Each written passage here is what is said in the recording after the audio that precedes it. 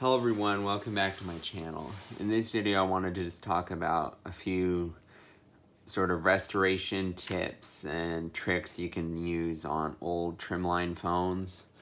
This one is an older Western Electric touch-tone type, so this is like an early 70s, and so it has round push buttons. And additionally this one has the fat plug type. These were the earliest type of plugs manufactured by Western Electric. So this is before modern handset cords. And so this has a wider base plug. And this cord transmits tip and ring power for your audio, as well as 2 wires for your dial light.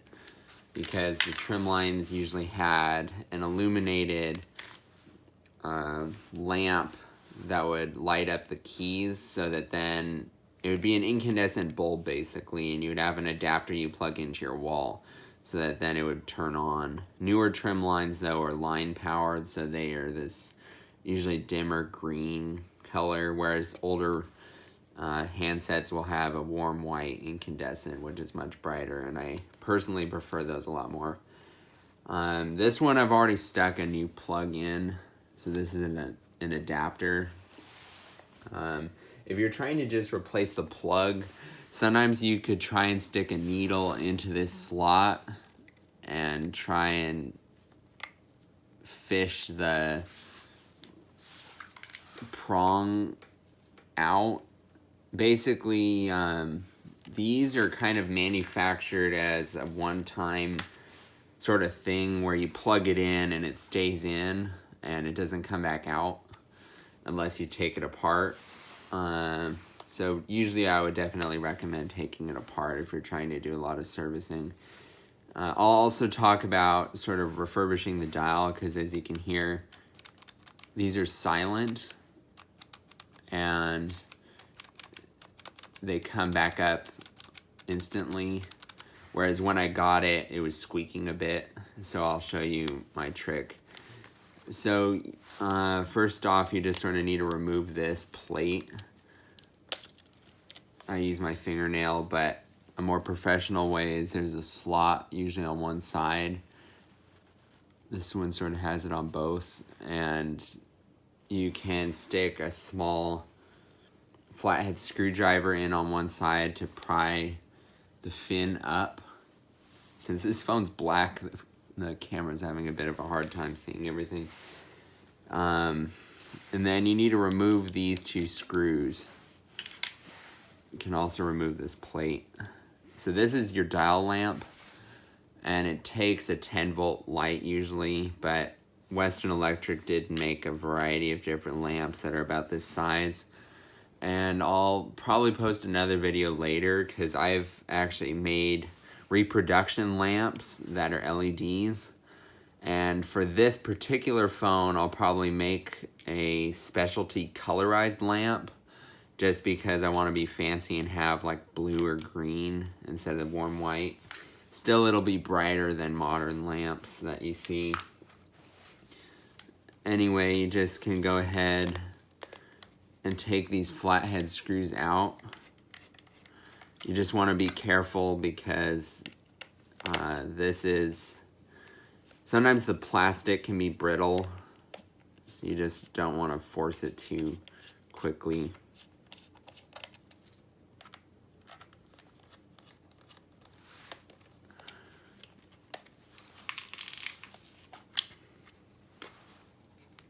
So here we have the back of the phone. Sometimes you'll find dates stamped on the plastics. This one I don't see a date stamped, but I could be missing it. Here you can see it was manufactured June 1974. That's the date there on the circuit board. It's interesting too, this is some of the earliest type of flex circuit board printing, and sometimes these can get damaged and result in your phone not working. So these are fairly easy. If you're good at soldering, you could make a trace from one point to another if one of these gets broken. So you just have to be good. Usually the breaks would be fairly obvious, because they'd probably occur on the top side. Your dial is underneath here, so if you need to make adjustments or anything, you would have to pop this plastic up. And I already did that so I could oil the dial. And to do that, you just sort of need to apply force on one of these clips and pull up so that you can get the little notch out. And most likely this will break because these are very fragile. There you can see though I got it up without it breaking, but the plastic at this point and also the color, it's just not very strong. Underneath here you can see the dial mechanics. I'll try and remove the plate completely, but it doesn't really want to come up. Anyway, underneath here is the contacts that move. And what I did is I apply a little bit of Vaseline and rubbing alcohol. And you want to be careful to not get too much of this on your circuit board because it can potentially damage the circuit components. But rubbing alcohol is usually a very good agent to remove grime. And if you don't feel comfortable doing Vaseline, that's fine. But I usually use a syringe and I'll put a little bit of rubbing alcohol sort of on each button. That was a bit much. And rubbing alcohol, what's nice is it'll dry. And then you just sort of go and press the buttons, especially if you have buttons that squeak or a few in particular that don't really come back up quickly anymore. You could spray rubbing alcohol just on the outside here and it would probably help. If you want to be more thorough though, you would probably remove this plate like I just showed, and you can put rubbing alcohol in this chamber. There's sort of a rod that moves up and down this way. And so if you oil that or put rubbing alcohol in that piece, it'll help to move things. Also, if you're having problems with electric contacts not always connecting, because sometimes you might notice with your dial, if you're trying to press a digit, it won't really sound immediately, or it'll have a delayed response or sometimes get a wrong tone. These contacts here might be dirty. There's also more contacts underneath the circuit board, but I'm not going to mess with those in this video. If you have more questions about this, just let me know. I'm happy to help you figure things out if you're having issues with your phone.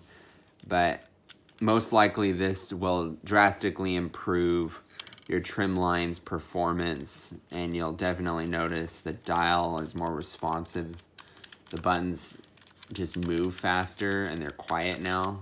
So that's a major improvement.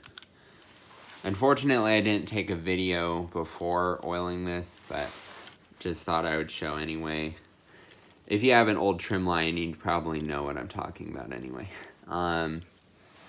Then here's where your fat plug is, and with the phone apart, it's easier to get this out. Since the plastic for the outside shell kind of, you can see there's your contacts and everything.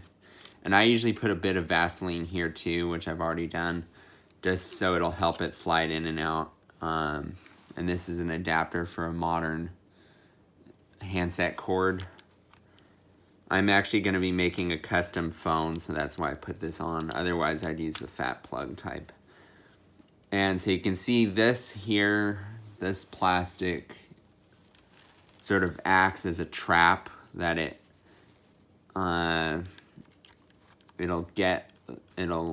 you put the plug in and then it has a prong that goes down so that it doesn't let it come back out. And so with the outer shell off, you can more easily push this up and over that lip so you can get your old plug out. So hopefully that helps if anyone's having trouble with that plug.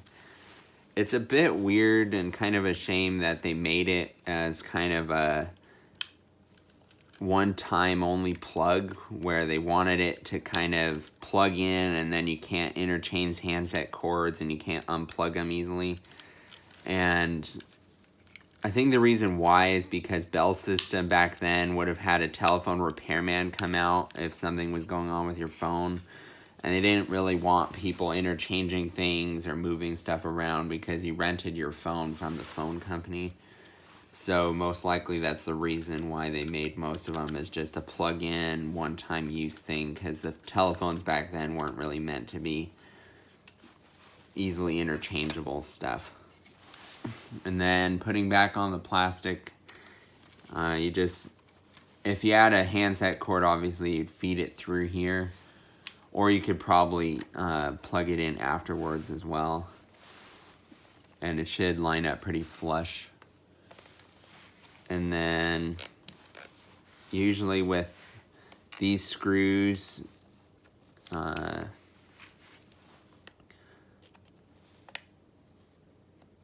usually make a pass left turn, and you'll feel it sort of make a skip, and then you know that the teeth lined up with the correct groove, so that then you're not cross-threading it. Unfortunately, with larger screws going into plastic, sometimes you might feel a false notch. So if it's really hard to turn, you probably want to loosen it, like I just showed, and then go back in again when you've found another notch, just so you don't damage your plastic. Also, there's a chance if you cross-thread it, it won't even go in all the way unless you really force it.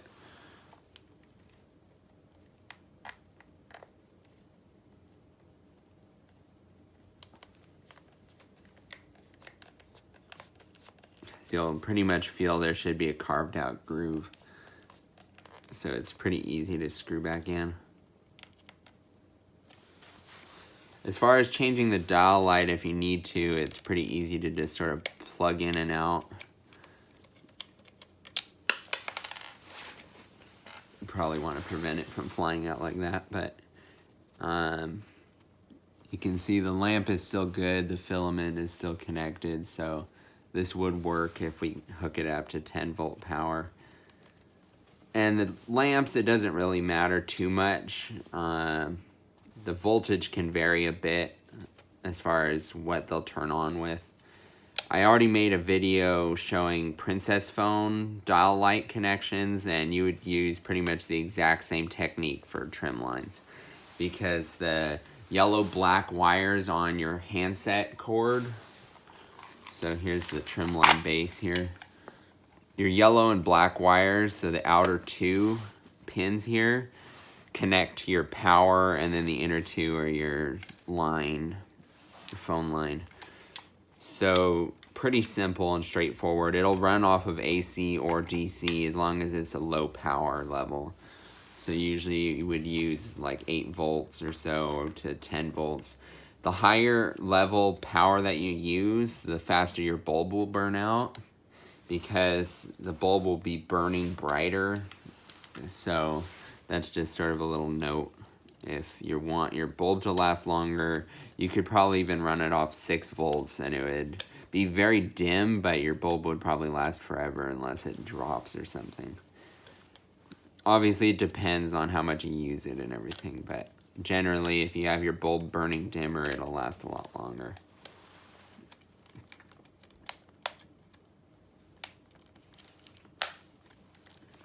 There we have the little plate back on. But yeah, definitely I recommend just even doing rubbing alcohol, because that'll really improve the performance of the buttons coming in and out. And now it's silent, so. Anyway, thank you for watching. If you have any questions about this, just let me know. I'm happy to answer any questions you might have. Be sure to check out the other videos on my channel.